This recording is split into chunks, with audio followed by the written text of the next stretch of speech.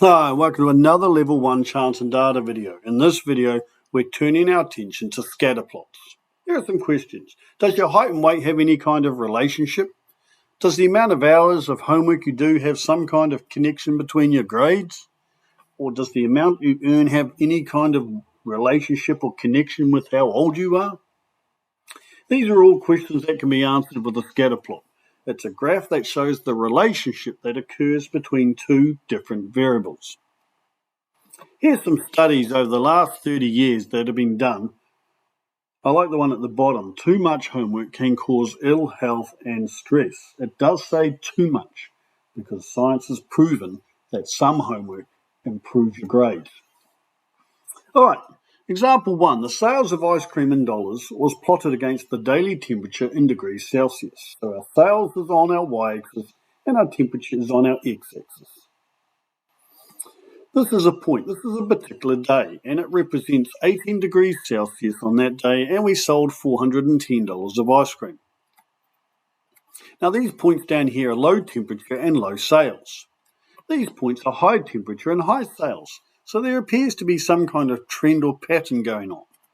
And often in science, we add what's called a trend line or a line of best fit. For now in mathematics though, we're not interested in the line of best fit. We're interested in what we call these ovals. The strength of the relationship can be determined by looking at how much scatter, and we use ovals to help us to determine the scatter. So here's scenario 1. The oval is almost like a whole circle, so we call it a very weak relationship. The next scenario, the oval is getting a little bit narrower, we'd call it a weak relationship. As the oval gets narrower, I would refer to those two variables having a moderate relationship. Now we're starting to get to a point where the oval is quite narrow, and we'd call it a moderately strong relationship. And in some scenarios, we might find that the two variables are almost on a straight line, and would refer to this as a very strong relationship between those two variables. Oops, right, a couple of quick examples. This is the weight of humans and the height of humans. And you can see, I'd say it's probably a moderate relationship between your weight and your height. This is the birth weight of babies and the mother's age. And I would refer to it as a very weak relationship. There doesn't seem to be much connection between how old the mum is and how much the baby weighs at birth.